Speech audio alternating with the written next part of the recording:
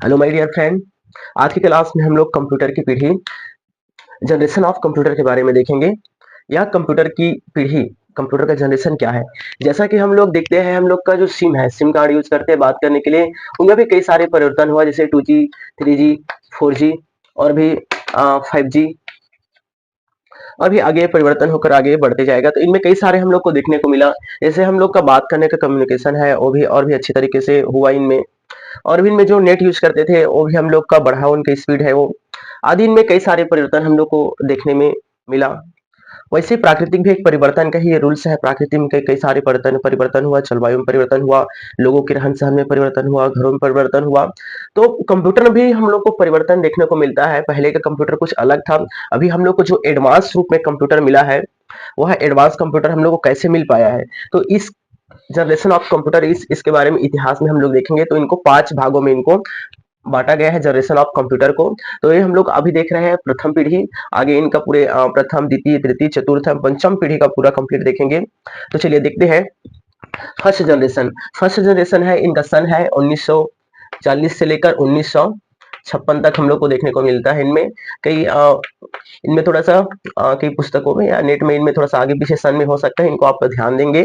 प्रथम पीढ़ी, तो प्रथम पीढ़ी का जो कंप्यूटर था, यहाँ इनमें वैक्यूम ट्यूब, निर्वात ट्यूब का उपयोग किया जाता था। जैसे हम लोग ट्रांसपेरेंट ट्यूब जानते हैं, जो पारदर्शी पाइप होता है, ओके, वैसे ही एक निर्वात ट्यूब का इनमें उपयोग किया जाता था। बड़े बड़े पाइप टाइप का निर्वात ट्यूब का इनमें उपयोग किया जाता था। इनमें जो जो क्या होता था, कम बड़े कमरे के आकार के लगभग होगा था। यह कंप्यूटर बड़े बड़े, बहुत ही साइज में बहुत बड़ा होता था। यह इतना बड़ा होता था कि एक कमरे कमरे में आ जाए। ओके, ये आकार में बड़ा होता था। और भी इनमें धीमा धीमा प्रदर्शन होता था एवं कम स्टोरेज का होता था। स्टोरेज भी क्षमता इनमें कम होता था, और भी यह बहुत स्लो चलता था, या यह धीमा प्रदर्शन करता था। और भी इनमें जो ऑपरेटिंग सिस्टम है, जो हम लोग का ऑपरेटिंग सिस्टम है, सिस्टम सॉफ्टवेयर हम लोग पढ़ते हैं। हम लोग सॉफ्टवेयर को 3 भागों में पढ़ते हैं, जिनका वीडियो हम लोग के यूट्यूब चैनल में डाला हुआ है। System software, application software, utility software आदि सॉफ्टवेयर के बारे में हम लोग पढ़ते हैं। तो जो ऑपरेटिंग सिस्टम था, ऑपरेटिंग सिस्टम इनमें नहीं होता था। इनमें जो हम लोग का प्रथम जनरेशन कंप्यूटर था इनमें, और यह मशीनी भाषा का उपयोग इनमें किया जाता था। इनमें जो मशीनी भाषा का उपयोग किया जाता था, वह 0 से 1 के रूप में होता है, जिसे हम लोग कभी कभी पढ़ते हैं तो 0 0 1 1 1 0 आदि इसके रूप में पढ़ते हैं, जिन्हें हम लोग मशीनी भाषा कहते हैं। इन भाषा को यह समझता था इनमें। और भी इनमें गणना करने में इनमें अधिक समय लगता था, या किसी भी गणना को करता था जब, तब ये बहुत अधिक समय ले लेता था इनमें। और भी इनमें विद्युत का अधिक खपत होता था इस प्रथम जनरेशन के कंप्यूटर में। इनमें और भी इनमें कुछ उदाहरण है। इनमें मार का 1 करके कंप्यूटर है इनका उदाहरण में, और भी यूनिवेक कंप्यूटर है, और भी आदि इनका उदाहरण है इनका। तो देखते हैं और भी। तो प्रथम पीढ़ी को हम लोग देख लिए। अब देखते हैं द्वितीय पीढ़ी। द्वितीय पीढ़ी इनका सन है 1956 से 1963। ये देखने को हमको मिलता है। इनमें भी कुछ में परिवर्तन हो सकता है कुछ पुस्तकों में।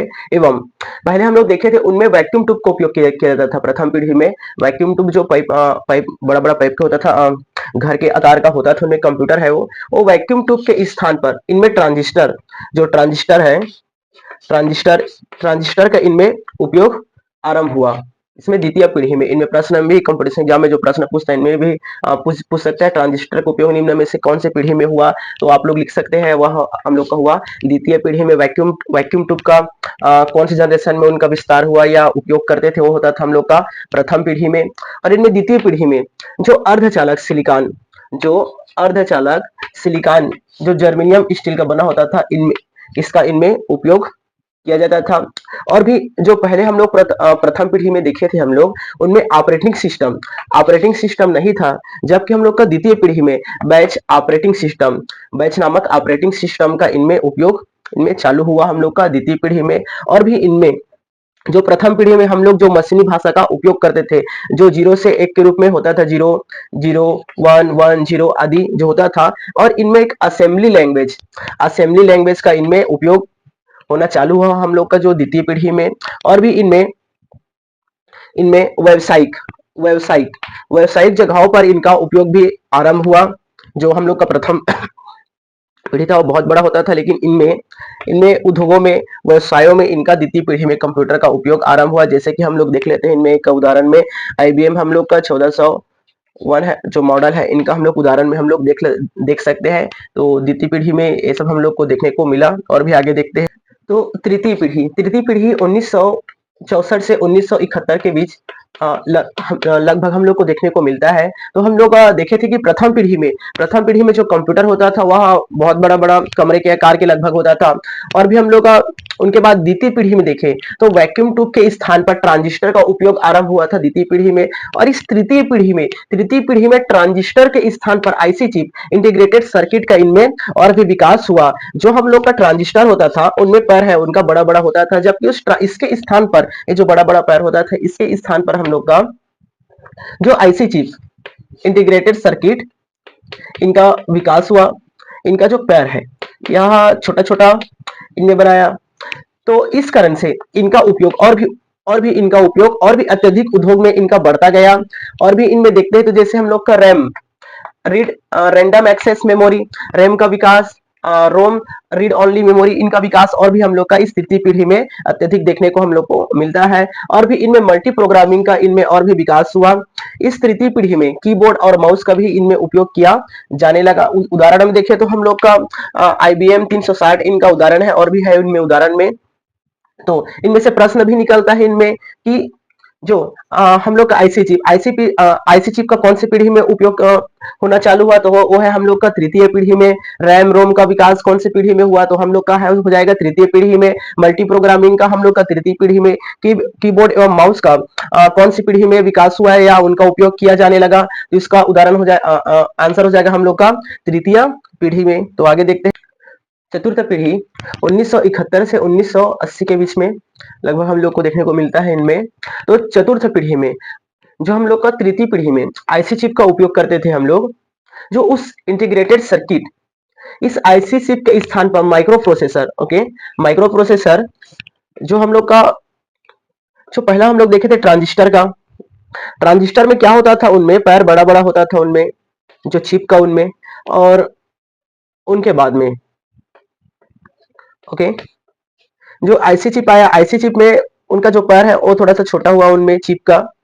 और ये माइक्रो प्रोसेसर में और भी अधिक हम लोग का बहुत ही छोटा छोटा हो गया इनमें माइक्रो फॉर्मेट में। इसलिए इस चतुर्थ जनरेशन का जो कंप्यूटर बना हम लोग का, इसका उपयोग अत्यधिक ज्यादा मात्रा में होने लगा इनका चतुर्थ जनरेशन कंप्यूटर का। तो माइक्रो प्रोसेसर का विकास हुआ, वो है हम लोग का चतुर्थ पीढ़ी का कंप्यूटर में। और भी यह कंप्यूटर के आकार को छोटा कर दिया। जो ट्रांजिस्टर होता था और ऐसे चिप होता था वे बड़े फॉर्मेट में होते थे, इस कारण से वो बड़े बड़े आकार में होते थे। और माइक्रो प्रोसेसर आया तो कंप्यूटर का आकार छोटा हो गया। जैसे कि हम लोग का उदाहरण देखें तो हम लोग का पीसी पर्सनल कंप्यूटर हम लोग का पीसी, इसका विकास हुआ या विस्तार हुआ हम लोग का चतुर्थ जनरेशन में, जो आईबीएम कंपनी के द्वारा किया गया 1981 में। इनको याद रखेंगे, प्रश्न में कई बार पूछा जा चुका है। पीसी पर्सनल कंप्यूटर का विकास कौन से जनरेशन में हुआ, तो वो है हम लोग का चतुर्थ जनरेशन में, जो कि कब हुआ, तो 1981 में आईबीएम कंपनी द्वारा पीसी पर्सनल कंप्यूटर का विस्तार या विकास किया गया। और भी देखते हैं हम लोग मल्टी यूजर, इनमें मल्टी यूजर का भी इनमें विकास हुआ हम लोग का चतुर्थ पीढ़ी में। और भी देखते हैं लैन वैन, लोकल एरिया नेटवर्क का, वाइड एरिया नेटवर्क का। इनका कंप्लीट वीडियो हमारे यूट्यूब चैनल पर डाला हुआ है, वहां से जाकर देख सकते हैं। तो इनमें लैन क्या चीज है, तो इनका उपयोग डाटा के लिए, डाटा संचार के लिए इनका उपयोग किया जाता है घरों में या ऑफिसों में। इनका लोकल एरिया नेटवर्क का इनका विकास हम लोग का हुआ चतुर्थ जनरेशन में इनका भी। और भी हम लोग का चतुर्थ जनरेशन में सी लैंग्वेज का भी हम लोग का चतुर्थ जनरेशन में विकास हुआ। यह हुआ है 1971 में इनका। तो प्रश्न में अगर कभी पूछते हैं तो ध्यान देंगे सी लैंग्वेज के कौन से जनरेशन में आविष्कार हुआ, तो वो है हम लोग का चतुर्थ जनरेशन में। लैन वैन का कौन से जनरेशन में विकास हुआ, चतुर्थ जनरेशन में हम लोग का सी लैंग्वेज का विकास हुआ, जो कि 1971 में हम लोग का हुआ। इनको आप लोग ध्यान रखें, कई बार प्रश्नों में ये भी पूछा जा चुका है। और इसी चतुर्थ जनरेशन में ही माइक्रो कंप्यूटर का भी विकास हुआ। तो हम लोग का जो इनका उदाहरण देख लेते हैं, उदाहरण में है पीसी एक्सटी करके उदाहरण है। तो हम लोग चतुर्थ जनरेशन को अच्छे से देख लिया और भी आगे देखते हैं हम लोग। पंचम पीढ़ी 1980 से वर्तमान समय को हम लोग पंचम पीढ़ी के नाम से जानते हैं। इस पंचम पीढ़ी में एआई, आर्टिफिशियल इंटेलिजेंस का विकास हुआ, जिन्हें हम लोग कृत्रिम ज्ञान या कृत्रिम बुद्धि के नाम से जानते हैं। यह स्वयं निर्णय या परिस्थिति के अनुकूल स्वयं निर्णय लेता है। जैसे उदाहरण में हम लोग का रोबोट है, और भी कई गाड़ियों में, कारखानों में इनका उपयोग किया जाता है, जो सेंसर के थ्रू ऑटोमेटिक स्वयं निर्णय लेता है। अगर रोबोट में हम लोग सॉफ्टवेयर डाल दिए हैं, तो कंपनियों में बहुत सारे जो काम है, जैसे कि मोबाइल का, कंप्यूटर का, सही बहुत सारे काम है, उनको रोबोट करता है। तो कैसे कार्य करता है? वो एआई के थ्रू कार्य करता है। वो कृत्रिम ज्ञान, उनमें एक बार सॉफ्टवेयर डाल दो, ऑटोमेटिक वो काम को करते रहेगा। और भी एआई एआई का, आर्टिफिशियल इंटेलिजेंस का उपयोग अत्यधिक मात्रा में वर्तमान समय में बढ़ रहा है इनका, और भी आने वाले समय में बहुत ही ज्यादा एआई का विकास हो जाएगा। और भी हम लोग इनमें जो हम लोग देखे थे आईसी चिप, और भी माइक्रो प्रोसेसर का, जो तृतीय और चतुर्थ पीढ़ी में हम लोग देखे थे आईसी चिप और माइक्रो प्रोसेसर की क्षमता में और भी अत्यधिक विकास हुआ। कौन सी जनरेशन में?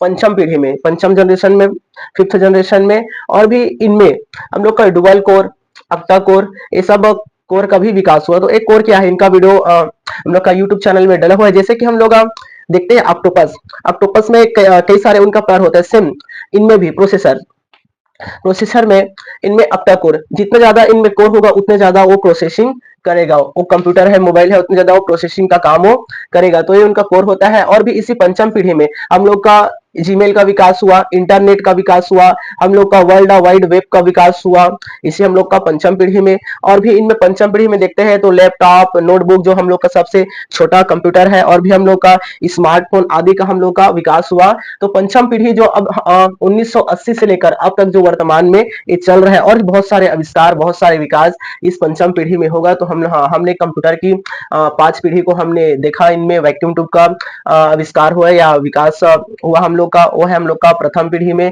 ऐसे करके हमने सारे को देखा, और भी अच्छे से इनका अवलोकन करें। कोई डाउट है, कुछ कमी है, तो अवश्य कमेंट बॉक्स में बताएं, उनका हम आपको जवाब देंगे। और भी जो हमारे विद्यार्थी नए हैं, हमारे चैनल को सब्सक्राइब कर ले, ताकि और भी बहुत सारे गवर्नमेंट जॉब की जानकारी एवं कंप्यूटर कोर्स की जानकारी आपको सबसे पहले मिले। तो अब तक वीडियो बने रहने के लिए बहुत बहुत धन्यवाद। So thank you.